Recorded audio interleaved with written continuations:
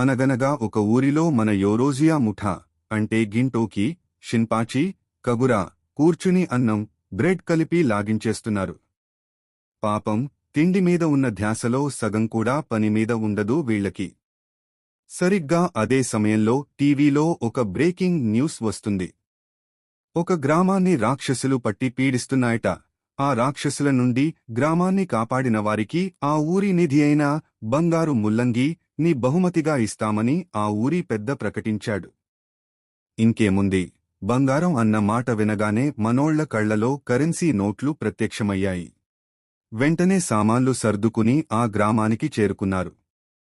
తీరా అక్కడికి వెళ్తే వీళ్లే కాదు, ఊరందరూ ఆ బంగారం ముల్లంగి కోసం క్యూ కట్టారు.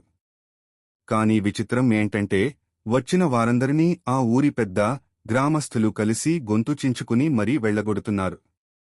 మీరు వస్తే మా గ్రామం గుల్ల అయిపోతుంది, వెళ్ళిపోండి అని తిడుతున్నారు.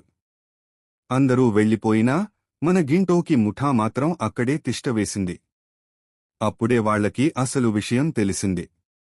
ఆ రాక్షసులను కొడితే చాలు, అవి బంగారు బంతులను రాల్చుతున్నాయట. అందుకే గ్రామస్థులు ఈ లాభాన్ని ఎవరికీ పంచకూడదని అందరినీ తరిమేస్తున్నారు. ఆ ఊరు చూస్తే చాలా మోడ్రన్గా ఉంది. పైగా ప్రతి బిల్డింగ్ పేరులో సంతోషం. అందరూ బంగారం పిచ్చితో ఊగిపోతుంటే వాళ్ల చుట్టూ ఒక రకమైన చీకటి శక్తి, దురాశ అల్లుకుపోయింది. చివరికి ఊరి పర్వతం మీద ఉన్న మెయిన్ రాక్షసుడు ఒరోచిన్ దగ్గరికి వెళ్లారు. గింటోకి తన దెబ్బతో అక్కడ ఉన్న రాక్షసులను లేపేశాడు. అప్పుడు అక్కడ ఒక వింత శక్తి బంతి మిగిలింది. ఇంతసేపు ఆ పోరాటాలని సోఫాలో కూర్చున్నట్టు ప్రశాంతంగా చూస్తున్న ఒక అందగత్తె, ఆ ఊరి సెక్రటరీ అసలు స్వరూపం బయటపడింది. ఆమెనే అసలైన ఒరోచిన్. మనుషుల దురాశను తిని తన నిజరూపం పొందడానికి ఇదంతా డ్రామా ఆడింది. ఆమె తన అసలు రూపంలోకి మారి ఆకాశంలోకి ఎగిరిపోగానే అందరూ దాచుకున్న ఆ బంగారు బంతులన్నీ మట్టి గడ్డలుగా మారిపోయాయి. ఊరి పెద్ద ముఖం మాడిపోయింది. గింటోకి మాత్రం జీవితంలో కష్టసుఖాలు మామూలేలే తాతా అని ఫిలాసఫీ చెప్పి అక్కడి నుంచి జారుకున్నాడు.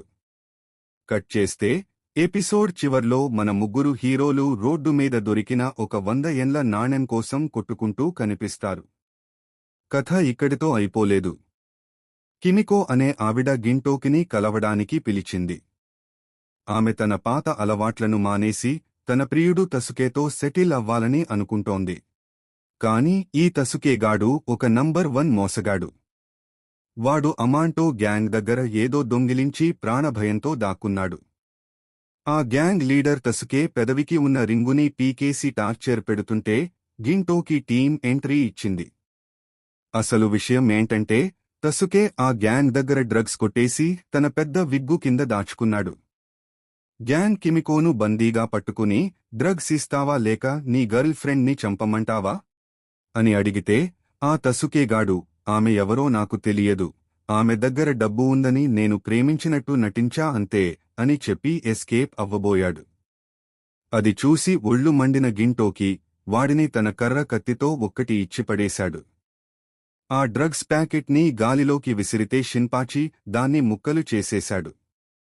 గ్యాంగ్ అంతా కిందపడ్డా ఆ డ్రగ్స్ ఏరుకోవడంలో బిజీ అయిపోయారు. చివరికి కిమికో ఆ స్పృహ లేని తసుకేని భుజాన వేసుకుని తీసుకెళ్తుంది. వేరే ఎవరూ దొరకక కాదు గిన్సాన్, వీడి లాంటి వెధవని నా లాంటి పిచ్చిది తప్ప మరెవరూ ప్రేమించలేరు అందుకే తీసుకెళ్తున్నా అని చెప్పి వెళ్ళిపోతుంది. పాపం, గింటోకికి ఏం చెప్పాలో అర్థం కాక అలా చూస్తూ ఉండిపోయాడు.